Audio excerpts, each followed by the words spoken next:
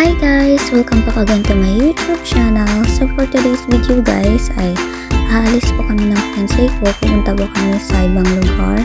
Ano pa rin siya, sakop pa rin siya ng Moncton. Tapos magdo-double date kami ng kaibigan niya. Pupunta kami sa Antique Road Show. Nandito na po kami guys. Ito po ay Antique Road Show. Ngayon tingin-tingin lang kami dito. Kasi yung fiancé ko parang may gusto siyang bilhin. Itong mga bagay na to guys ay mga luma na po siya. Super antique na po. Alam niyo guys, mahal-mahal kaya niyan.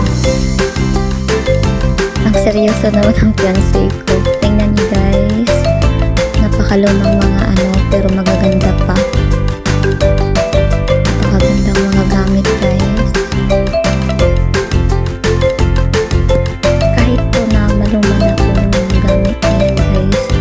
Sobrang napaka po. Magaganda pa rin sila. Tingnan nyo mayroon mga tasa, baso, mga basket, painting, bag, mga hikaw, painting, mga iba't ibang klase mga gamit guys. Meron nga dyan lumang painting, lumang din guys. Plate number, pinapangalahan nagkaroon na sasakyan at unang plate number nandyan din guys. At kung bago ka lang po dito sa aking channel, please don't forget to click the notification bells para palagi kayong updated sa mga video ko. At thank you guys sa mga nag-subscribe ng YouTube channel ko. Thank you po. Ingat po kayo parati. Hanggang ngayon guys ay naglilibot pa rin yung fiancé ko. Nalibot pa rin kami kasi may plano kasi siyang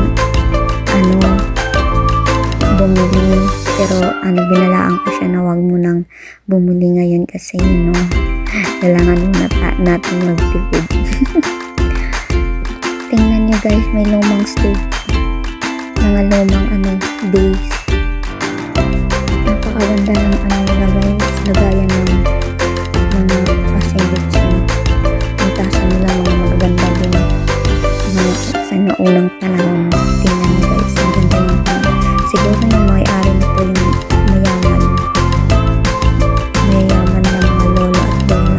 At tingnan nyo guys ng stove, ang lagayan ng prutas, mga vase, tapos lumang painting, may basket.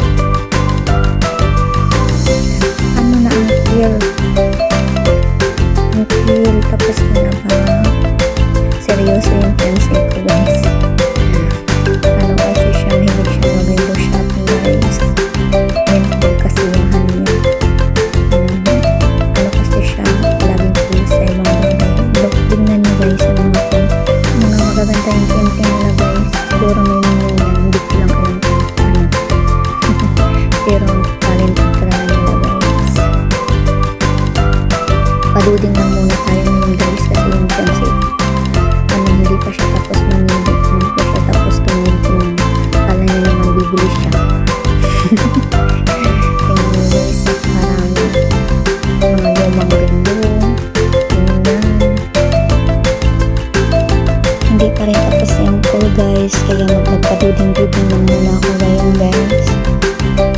Dahil papagala ko ngayon guys. Iba talaga kapag hindi busy, enjoy lang pag may time. Hindi pa rin tapos yung call guys. Tingnan nyo guys, maraming mga baso, mga napakagandang mga pagamit is chandelier pa. Si uncle busy pa rin si uncle, kala mo naman bibili. Finally guys, natapos na kami agad at bumisita kami sa bahay ng fiancé ng kaibigan ko. Maganda pa yung garden nila at tagatapos umuwi na agad kami kasi gusto ng fiancé ko na makauwi kami agad kasi para makapahinga kami kasi 3 hours pa kasi yung biyahe papunta sa amin. Kaya pero maganda yung weather ngayon, maaliwalas. Tingnan niyo guys ang bahay dito sa Canada, halos pero pareho-pareho yung mga design nila. Tapos maaliwalas din yung